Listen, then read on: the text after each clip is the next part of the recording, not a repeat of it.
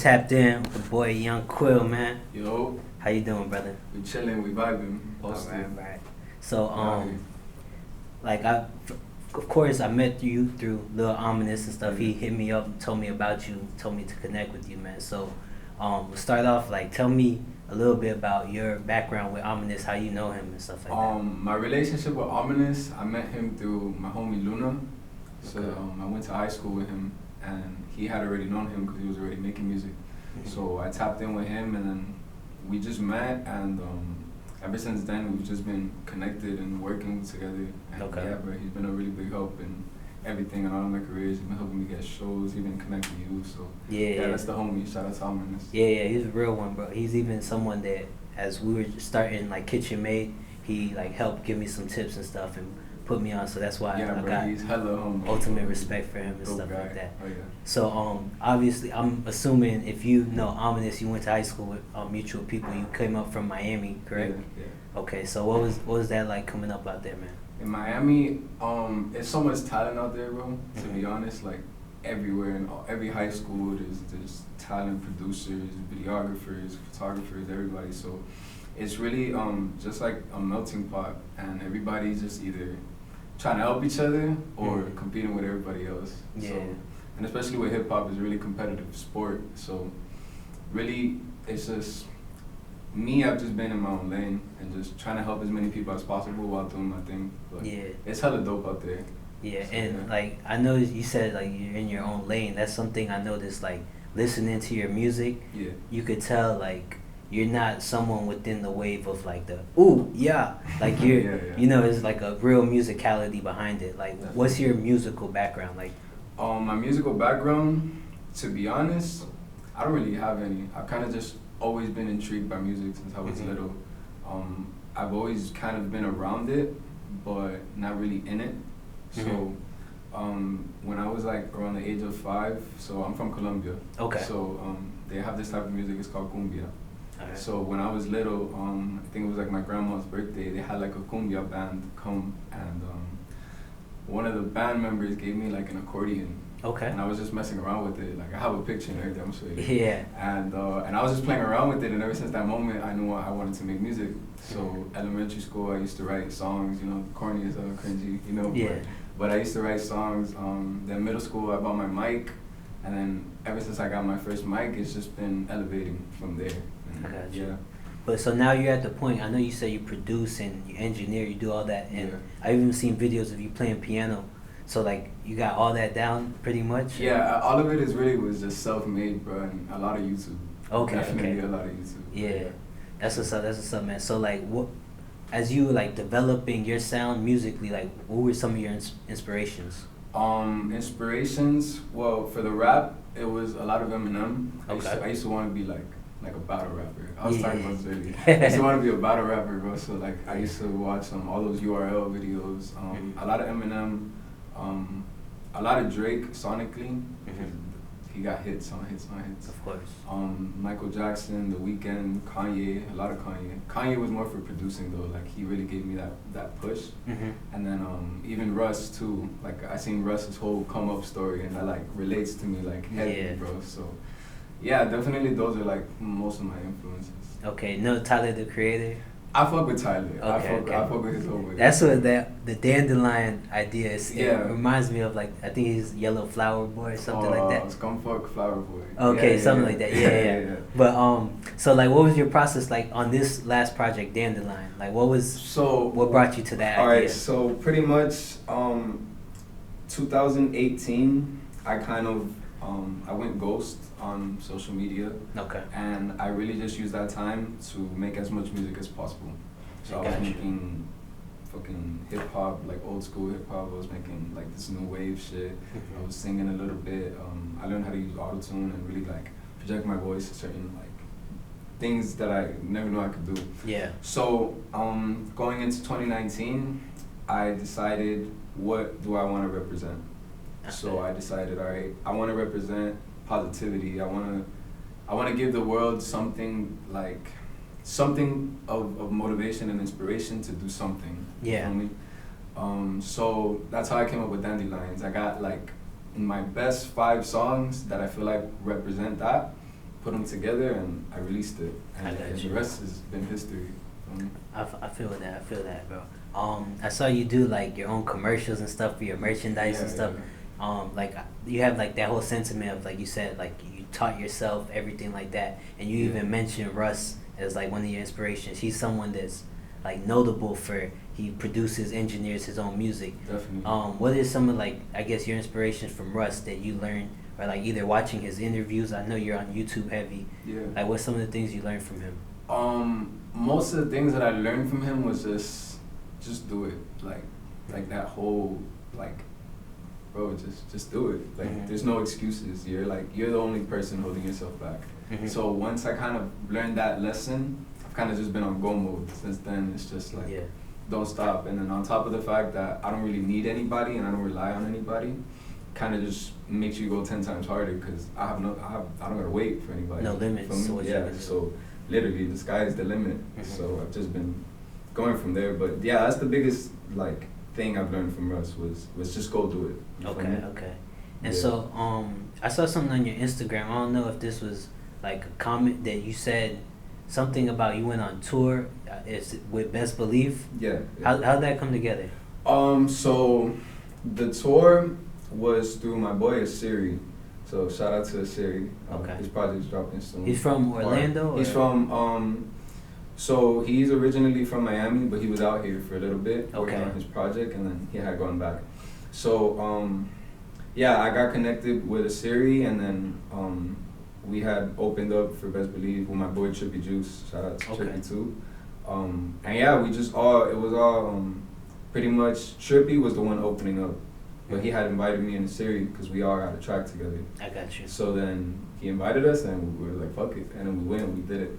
So dope experience though. Yeah. Cause definitely, like, Bezz Believe is someone that's like popping. He came up in Orlando. He's someone that is like a big staple as far as like the independent grind, cause he's like, if you walk through the city, you'll see Bezz Believe stickers everywhere. He got street team like to this day putting up stickers in random places. He like flooded the street until the point. I got his stickers on my fucking laptop. Yeah, exactly. He flooded the streets until the point that people had to notice what he was doing. Yeah, bro, his team is crazy. Like, his marketing team in every city that we went to with him, crazy, bro. Yeah. So what's some of the like tricks or tips that you learned from being around him? From being around him, it was kind of more like since I'm a lot independent and I do a lot of stuff myself. I usually don't have too many people around me. Yeah. So when I had gone to that tour, I seen that he had a whole team. He had fucking like 4 people behind his merch stand. He had a guy over here talking to people, connecting with people, his manager talking to people. So it kind of just opened my eyes to, I need more of a team. Yeah. You get me? So, I respect that. And it's like, for a long time, and still to this day, I have a lot of homies that do a lot for me. For me, like the whole commercial I did for my merch was homies filming the whole thing. Yeah. So that was really one of the like things that I learned more was I need to kind of branch out and allow people to help me. Yeah. So, and that's one thing I always say is that, like, when you're an artist, you're a business, and so it's like you gotta hire and build a team. Definitely. And you know what I mean. So you gotta work on your brand. Even though you're self-reliant, sometimes you gotta build like an organization to like grow it and stuff like that. Yeah. So musically, where do you see yourself going now? We're going into 2020. What's like your musical vision for where you're going?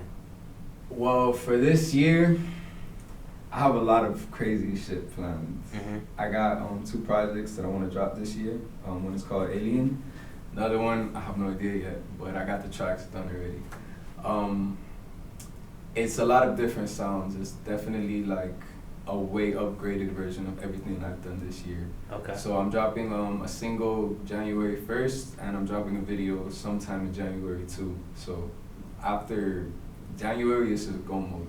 I got a lot of pop influences. I got some more of the auto-tune stuff, and I'm trying to get back with the bars. I'm trying to get more lyrical and shit, 'cause that's my shit. I feel you. But yeah, definitely moving more towards just creativity and then just experimenting. Okay, so you see some artists that's known as maybe like R&B-ish, but they're able to rap. There's people that's able to rap that's more known as R&B. Which one would people look at you and think, or how would you want them to look at you and think that which side of the coin would you want them to think of you as? I feel like I would just like to be looked at as an artist. Like I don't really Okay. want to have a label because, Okay. especially because I could do so many different things and I have a lot of diversity in my music. Mm-hmm. It's like to label myself. It's like I can't because I do way too much on the spectrum. I got you. But definitely, as of right now, it's more towards the rapping side, more than R&B. Okay, Definitely. okay. And then so like, what is when you said that you want to like display some of your rap, like your lyrical ability? What do you have in plan? Like just dropping songs like that, or anything in specific like to showcase your I'm talent? doing a lot of remixes to like a lot of '90s beats. Like last night, I was in the garage, I went on live too, recording to The Joint. I don't know if you know that song. The Joint. Now I can't think of it. It's an old song, but yeah, I'm doing a lot of old hip hop beats and just remixing them and putting my touch into it. Okay. So definitely that's how I'm doing. Did you listen to the Chicks tape by Tory Lanez? I have not, but I heard it's fire. Okay, but you understand like that's similar, like a concept kind of that you did. Yeah. Would you like consider doing a project like that, like all the way, with older beats and then maybe you rapping them? I'd be down for it. I would do it, yeah. But Okay. it's just something that would have to just fall into place. Like it wouldn't be something that I would like pursue. Okay, yeah. Yeah. I definitely could see you like, since you have so many lanes, you could do like projects or mixtapes that's gonna be like its own brand. So like he's kind of a rapper, but he has the Chicks tapes that's all R&B mixtapes. But then he does like freestyle battles and stuff. Yeah, so Tory's insane, bro. Shout out to Tory. He's good as fuck. That's what's up. That's what's up. So your name, is that like a abbreviation of your legal name or? No. All right. So my name is pronounced Quill. Okay. Spelled Kill, Qil. Yeah. So the way that I got it was I was in like middle school. And I was doing like a world history project, and I was on a Muslim dictionary. Muslim dictionary, like on Google, like just being a student. Yeah. And I found this word, and the word was akil, spelled Aaqil, and the meaning of the word is intelligent in literature. So at that time, I was super like with the bars, super lyrical, super like, you feel me, trying to like kill him with every single line type shit. Yeah. So I was like, I just felt like that related to me. So I took off the A's and I kept the Quill. Okay. And that's how I got my name. But yeah, it's definitely like some like off like left field type shit. It has nothing to do with me at all. Okay, so what was you like a youngin? Like say you in school, were you wild, crazy kid? Nah, bro, I was a good kid, to be honest. Like I was really like book smart but still street smart, and like I kept the balance. I was never really like, I'm not really the type of person to get into a lot of trouble. I don't like attracting that energy.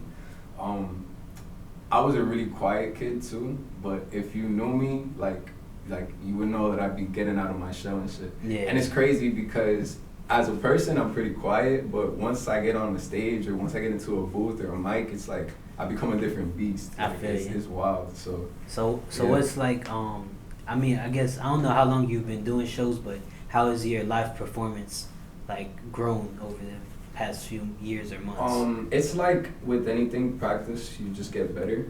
So I've been performing honestly like forever, since like elementary talent shows. Okay. Shit. So I kind of got rid of stage fright at a really young age. So now it's just like I literally go up and I have fun. For me, and that's just how.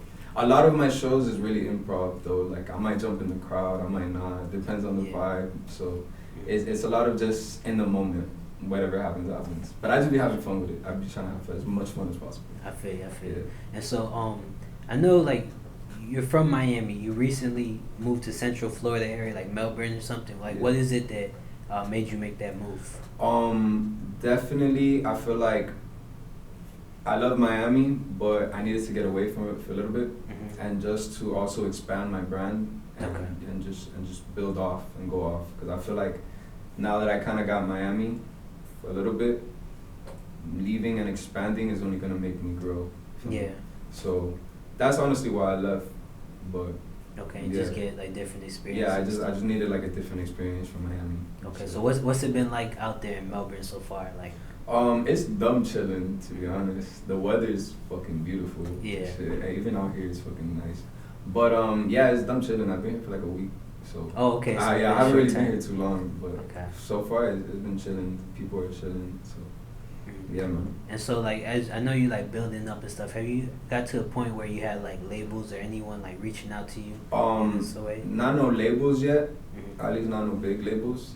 I've had a couple managers running, but nothing too crazy. I'm really just like I said, just running everything through me and my homies and shit, and we just going, to be honest. Okay. My goal right now is just to get my music to as many ears as possible, because I feel like I'm confident enough in my music that once you hear it once or a couple times, you're gonna be hooked. Yeah. So I'm not really trying to like, not that I'm not trying to get signed or anything, but I'm just trying to expand music as much as possible. Okay. So, and yeah. so, like, what do you like do to promote? Like, when you, because I didn't get to like see you drop in the Dandelion project, but I know you like very creative with doing like, I guess, vlog type stuff and commercials.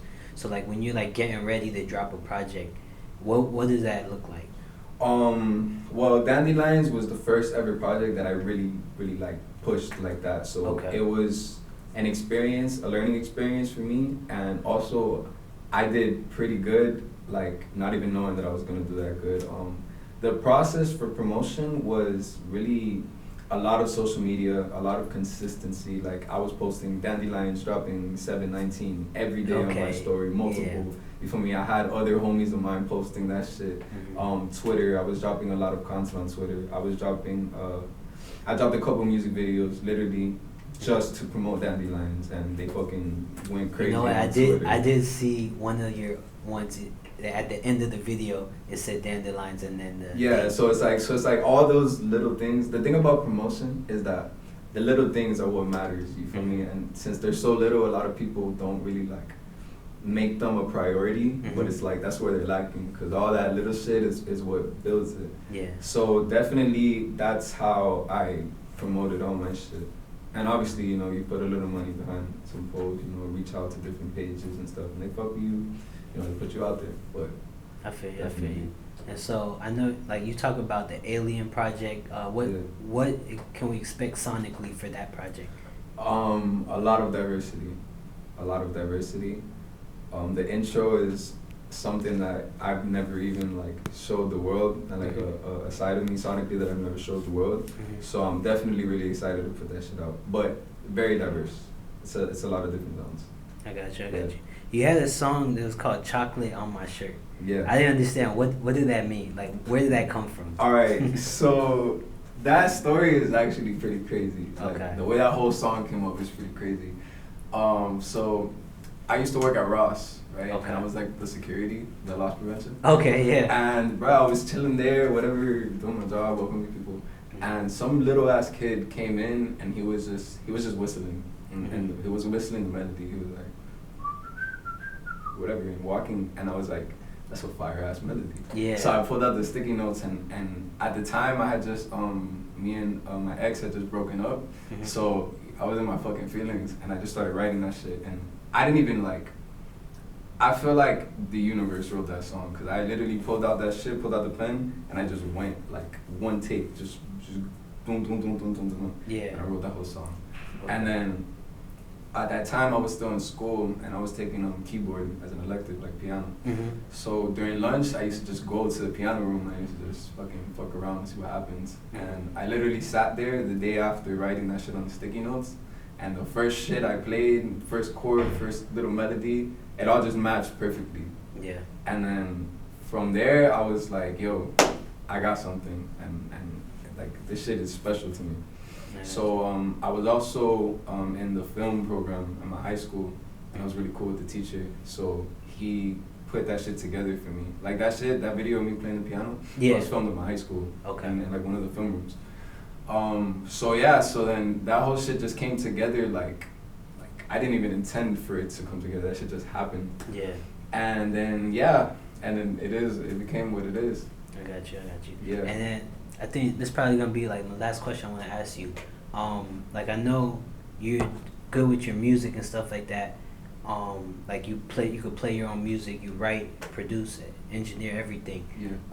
What are like some of the distribution services that you use to like put your music out? Are you aware of like distribution and like your publishing and everything like that? So right now I'm using DistroKid. Okay. For everything, which super dope. Recommend for every independent artist. Okay. Yeah. I've looked into TuneScore and CD Baby a little bit, but right now it's just pure DistroKid and the regular SoundCloud, YouTube, and all the mixtapes.